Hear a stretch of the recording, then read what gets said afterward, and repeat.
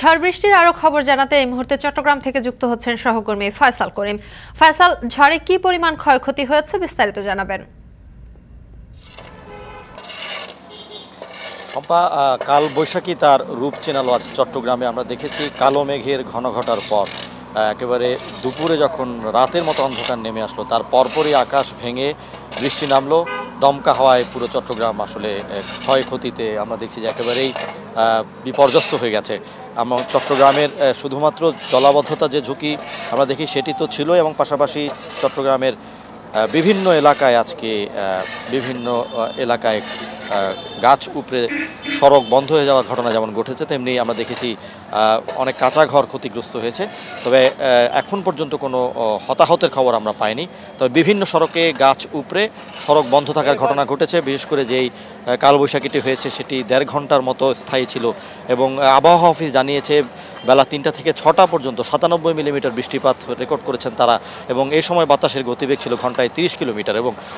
এবং তারা বলছেন যে আসলে এই সময় আসলে যেই বৃষ্টিপাত হয়েছে সেটি অনেক বেশি বৃষ্টিপাত, কারণ মাত্র 1.5 ঘন্টায় যে বৃষ্টিপাত ছিল সেটি একেবারে ভারী বৃষ্টিপাত বলা চলে। এবং সেই বৃষ্টিপাত এবং যে দমকা হাওয়া সেটিতে নগরীর পাশাপাশি আমরা দেখেছি উপজেলা পর্যায়ে ব্যাপক ক্ষয়ক্ষতি হয়েছে, মহাসড়কে ব্যাপক ক্ষয়ক্ষতি হয়েছে, এবং এখনও অনেক সড়কে যান চলাচল বন্ধ আছে। আমরা আছি চট্টগ্রাম নগরীর কাজীরডুরি এলাকায়।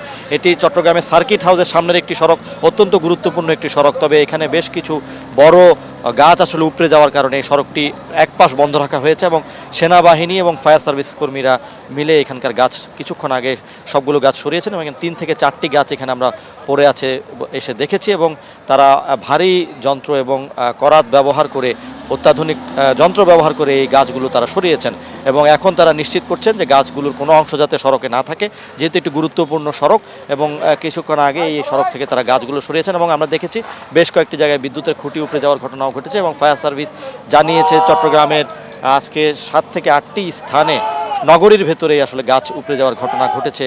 পাশাপাশি উপজেলা পর্যায়ে ক্ষয়ক্ষতি হয়েছে, এবং চট্টগ্রাম নগরীর যে জলাবদ্ধতা, বিশেষ করে নিচু এলাকা কিন্তু আমরা দেখেছি 15 মিনিটের বৃষ্টিতেই তলিয়ে গিয়েছিল, এবং কিছু এলাকা হাঁটু পানিতে তলিয়ে গিয়েছিল। তবে যেটি আসার কথা সেটি হচ্ছে নগরবাসীর আজকের যেই মতামত আমরা দেখেছি, নগরবাসী বলছেন যে আসলে বেশ কিছু এলাকা থেকে অনেক দ্রুত সময়ে পানি নেমে গেছে, যার কারণ হিসেবে আমরা দেখেছি যে বর্ষার আগে যেই খালগুলো থাকে সেগুলো সাধারণত পরিষ্কার করেন না সিটি কর্পোরেশন। তবে এবার কিন্তু একটু ভিন্ন আমরা ব্যতিক্রম দেখেছি। বিভিন্ন খালে কিন্তু খনন কার্যক্রম তারা চালিয়েছেন, এবং বেশ কিছু কাজে খালে কিন্তু জলাবদ্ধতা প্রকল্পের কাজও হয়েছে, যে কারণে অনেক নিচু এলাকা থেকে দ্রুত পানি নেমে গেছে। তবে এখনও কিছু কিছু এলাকায় গোড়ালি সমান পানি আছে, এবং রাস্তায় যেহেতু কাদামাটি জল রয়ে গেছে সেজন্য সাধারণের দুর্ভোগ ছিল। তবে সবচেয়ে বেশি দুর্ভোগ পোহাতে হয়েছে দুপুরবেলা যে সময়টা, সেই সময়টাতে আসলে আমরা দেখেছি চট্টগ্রামবাসী অনেকটাই দুর্ভোগ গেছে। শম্পা,